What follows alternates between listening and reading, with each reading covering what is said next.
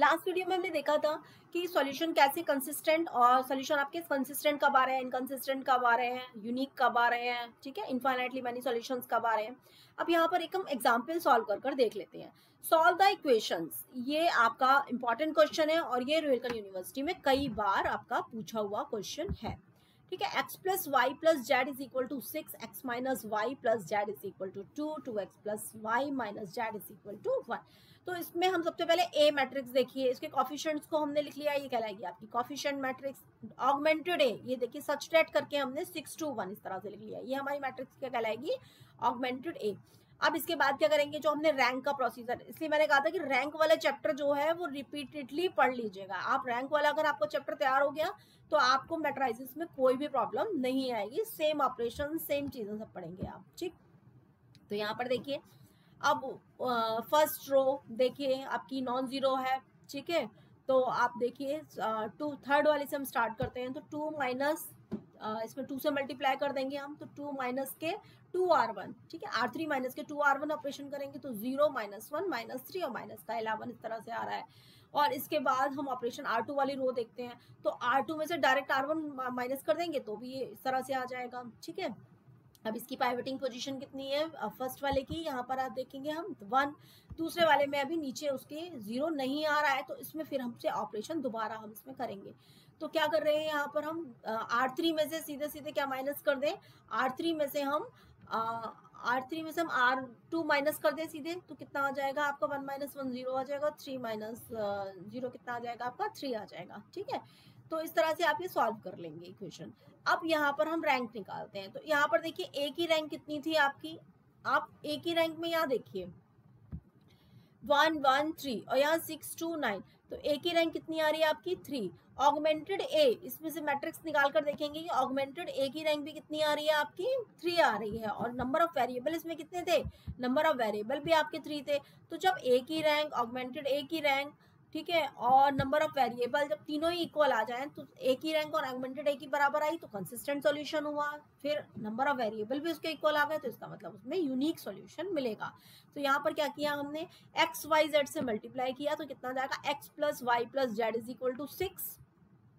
ठीक है, यहाँ पर देखिए इससे x plus y plus z is equal to 6। इसके बाद x 0 into x plus y plus 0 into z is equal to 2, एक इक्वेशन ये आ गई। एक यहाँ से कितनी आ जाएगी आपकी 0 इंटू एक्स, 0 इंटू एक्स, हाँ 0 into x 0 into y plus 3 into z is equal to 9। तो यहाँ से देखिए 3 इक्वेशंस आपकी मिल गई, तीनों इक्वेशंस को हम आपस में सॉल्व कर लेंगे and you get the unique solution. ठीक, तो सबसे पहले आपको इक्वेशन सीधे उठाकर सॉल्व करना स्टार्ट नहीं करना है, आप उसकी ए मैट्रिक्स देखिए, उसकी ऑगमेंटेड ए देखिए, उसके बाद उसका सॉल्यूशन देखिए कि हमें क्या मिल रहा है या नहीं मिल रहा है, किस तरह से। इसके बाद ये नेक्स्ट क्वेश्चन आता है, investigate for what value of lambda and mu the equation x plus y plus z is equal to 6, x plus 2y plus 3z is equal to 10 और x plus 2y plus lambda into z is equal to mu. Most important question है। इससे जब पहले video मैंने बताया था आपको rank वाला चैप्टर, उसमें भी एक लैम्डा म्यू का क्वेश्चन था और एक लैम्डा म्यू का ये लीनियर इक्वेशन में क्वेश्चन है।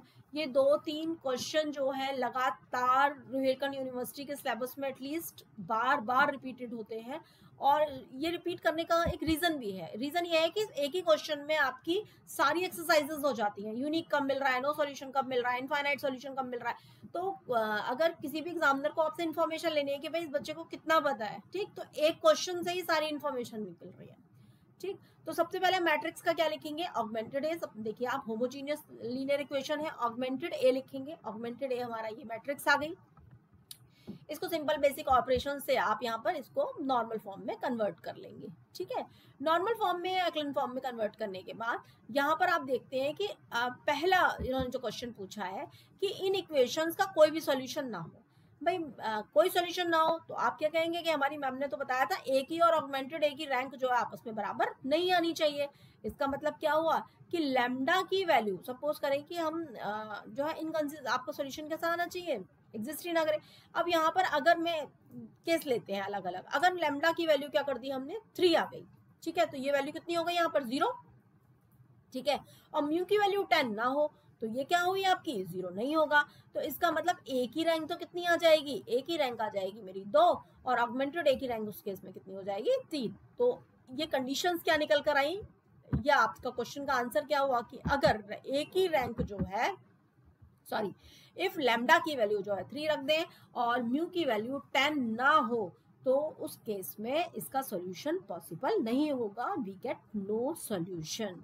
ठीक, सेकेंड उन्होंने पूछा था कि किस केस में आपको यूनिक सॉल्यूशन मिलेगा। यूनिक सॉल्यूशन कब होगा, तो आप कहेंगे कि हमारी मैम ने बताया था कि जब ए की और ऑगमेंटेड ए की रैंक क्या होती है, आपस में इक्वल होती है और नंबर ऑफ वेरिएबल भी इक्वल आनी चाहिए, मतलब तीनों की रैंक कितनी आनी चाहिए, 3 आनी चाहिए। ठीक है, नंबर ऑफ वेरिएबल यहाँ 3 है तो तीनों की रैंक कितनी आनी चाहिए 3।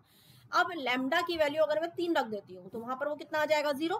जब 0 आ जाएगा तो उस केस में क्या हो जाएगी, उसकी रैंक कितनी हो जाएगी, वहां पर आपका लैम्डा की वैल्यू 3 होते हैं 0 होती रैंक 2 हो जाएगी, तो लैम्डा की वैल्यू 3 नहीं होनी चाहिए। ठीक है, और म्यू की वैल्यू फॉर एवरी म्यू की वैल्यू अगर 10 सपोज रख दी मैंने, ठीक है, तो म्यू की वैल्यू क्या हो गई आपकी 10 रख दी, तो ये वाली आपकी ऑगमेंटेड ए की तब भी कितनी आ जाएगी 1 2 3, तब भी इसकी वैल्यू कितनी आ जाएगी, इसकी रैंक 3 आ जाएगी।